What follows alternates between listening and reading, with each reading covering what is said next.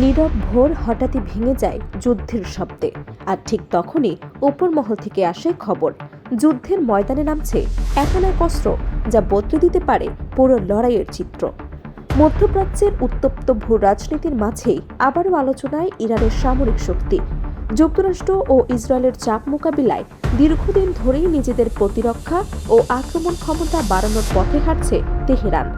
সেই ধারাবাহিকতায় এবার ইরানের অস্ত্রভান্ডারে যুক্ত হয়েছে নতুন এক আক্রমণাত্মক ড্রোন হাদিদ 110।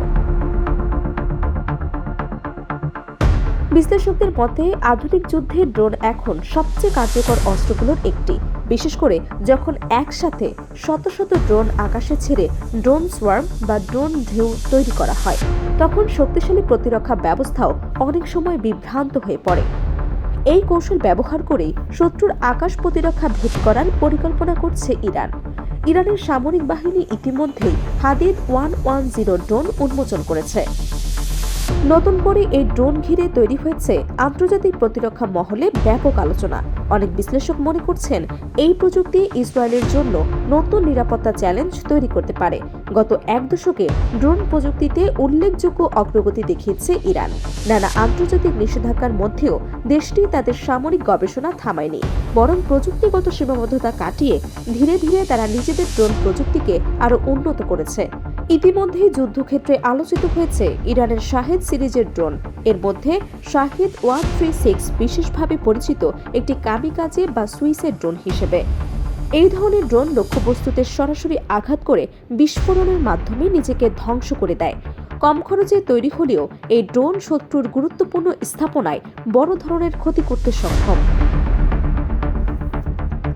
শাহেদ 136 এর পর এবার ইরান আরও অত্যাধুনিক ড্রোন প্রযুক্তির সামনে আনছে হাদিদ 110। নতুন এই ড্রোনের অন্যতম বৈশিষ্ট্য হল এর জেট ইঞ্জিন। জেট চালিত হওয়ায় এটি প্রচলিত ড্রোনের তুলনায় দ্রুত গতিতে উঠতে পারে এবং প্রয়োজনে খুব দ্রুত দিক পরিবর্তন করতে সক্ষম। এর নকশাও করা হয়েছে বিশেষভাবে।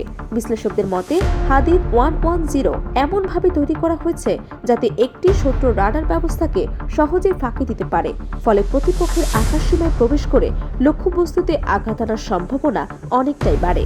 এই ড্রোনের আরেকটি বড় সুবিধা হল এটি উৎক্ষেপণের জন্য বড় রানওয়ের প্রয়োজন হয় না। রকেট অ্যাসিস্টেড রেল সিস্টেমের মাধ্যমে মাটি থেকে সরাসরি এটি উৎক্ষেপণ করা যায়, ফলে যে কোনো অস্থায়ী ঘাঁটি থেকেও দ্রুত ড্রোন মোতায়েন করা সম্ভব। প্রযুক্তিগত দিক থেকে হাদিদ 110 প্রায় 350 কিলোমিটার পর্যন্ত দূরত্ব অতিক্রম করতে সক্ষম। প্রায় 1 ঘন্টা পর্যন্ত আকাশে টিকে থাকার ক্ষমতা রয়েছে এর। আকাশের দিক থেকে এটি তুলনামূলক ছোট। দৈর্ঘ্য এবং ডানার বিস্তার প্রায় 1 মিটার। ইরানের পূর্বের ড্রোন যেমন শাহেদ 131, শাহেদ 136 এবং শাহেদ 238 এর তুলনায় এটি প্রায় 35 থেকে 40% ছোট বলে জানা গেছে। ছোট আকারের কারণে এটি আরও সহজে রাডার এড়িয়ে যেতে পারে, যা আধুনিক যুদ্ধে বড় সুবিধা হিসেবে বিবেচিত হয়। সব মিলিয়ে হাদিদ 110 ড্রোনকে ইরানের ড্রোন যুদ্ধ কৌশলের নতুন ধাপ হিসেবে দেখছেন সামরিক বিশ্লেষকরা। বিশেষ করে ড্রোন সোয়ার্ম কৌশলের সঙ্গে এই ধরনের দ্রুতগতির ড্রোন যুক্ত হলে যুদ্ধক্ষেত্রে নতুন ধরনের চ্যালেঞ্জ তৈরি হতে পারে।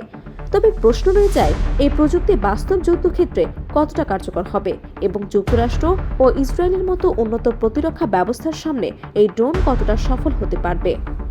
আন্তর্জাতিক প্রতিরক্ষা বিশ্লেষকরা এখন বিষয়টি নিয়ে নিবিড় পর্যবেক্ষণে রয়েছেন, কারণ ড্রোন প্রযুক্তির এই দ্রুত অগ্রগতি ভবিষ্যতের যুদ্ধের কৌশলকে বদলে দিতে পারে। এখন দেখার বিষয়, ইরানের এই নতুন শক্তির মোকাবিলায় যুক্তরাষ্ট্র ও তার মিত্ররা কী ধরনের প্রতিরক্ষা কৌশল গ্রহণ করে।